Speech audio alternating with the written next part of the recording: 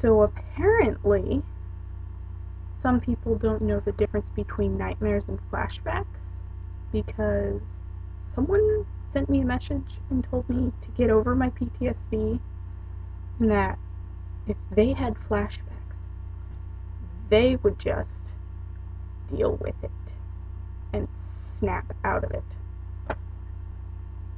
They're on crack because they've never even felt this way remotely about anything. But I will give them, I will be nice. I really wanted to slap them at the time, but it's hard to slap someone through a computer.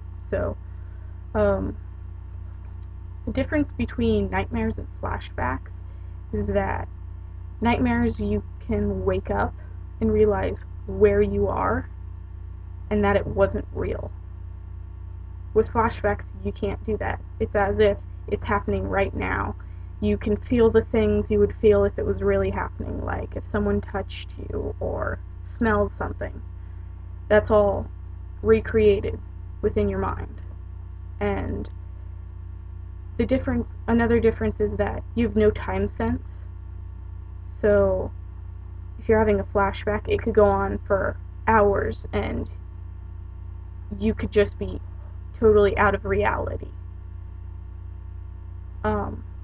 But when you're in a nightmare, you wake up and it's over. You know it's over, and they're probably of things that never happened.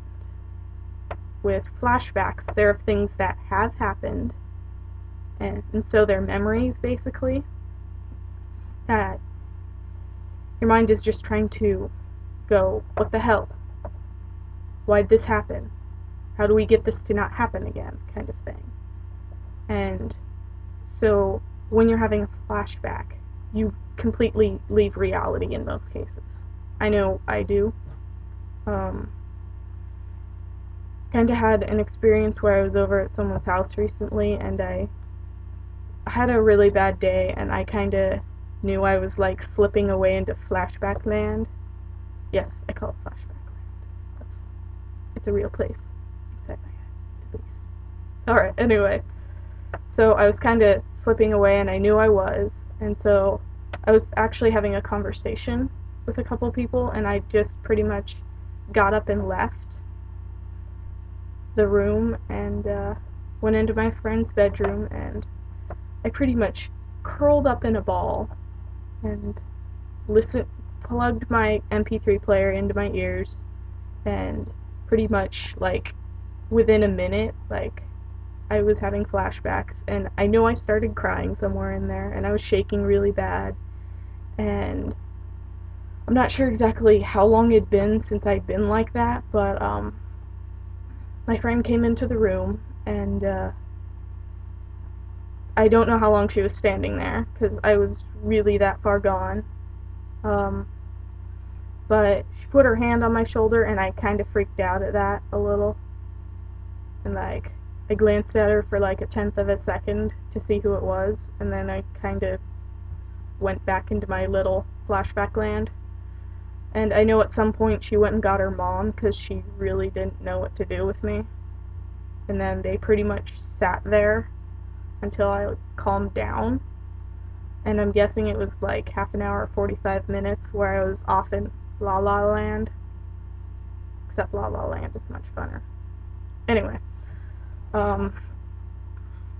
so that was not really a great experience I had recently. The other thing about flashbacks is they can pretty much come out of nowhere. I can tell a little bit because when my mind starts kind of going down that road, I might have maybe 5 minutes, which in that time I try to use to get somewhere safe or get out of public if I am in public, because sometimes it's just not a pretty thing to see. Sorry, I wrote notes. The other thing is, you feel like you're totally crazy when you're having these, because it's like a nightmare, but during the day, and you can't wake up from it, kind of thing. And so it makes you feel totally insane and abnormal, because these things just don't happen to normal people. it's kind of like a hallucination, but the difference between a hallucination and flashback is that hallucinations are of things that don't happen, just like nightmares.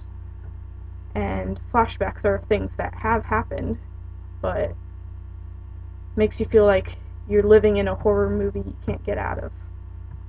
So, um, so one of the things that people really don't get about flashbacks is that you get really bad dissociation that goes with that, and that basically means that you're completely like set apart from reality, and it's really hard to get back into reality. So it makes things really complicated because when you come out of a flashback, you're probably not all the way there. At least for me, I've never been all the way there. It takes me a couple hours to like reboot my mind in a way. So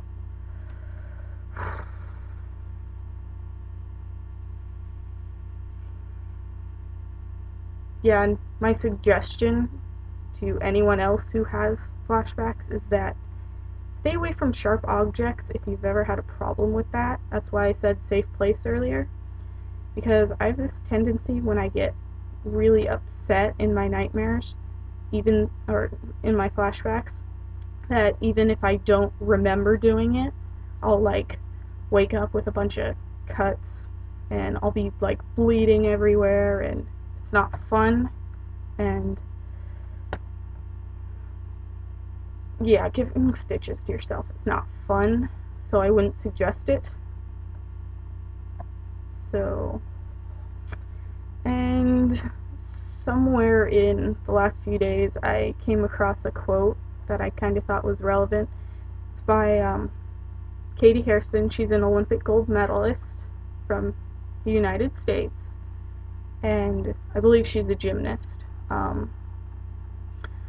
But she was abused by one of her coaches, and she has had really big problems with PTSD, and for a couple years she was pretty much thinking about suicide every day and all that jazz. And the quote is, "You're only a victim if you allow yourself to be." And that's kind of like saying you gotta fight back. You gotta try and make things better. You can't just go down the dark road and not fight. You gotta keep going, keep moving on, because that's the way things will get better.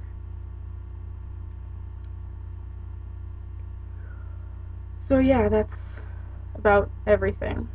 So if you have any questions, message me, comment, something, because I will answer them in due time.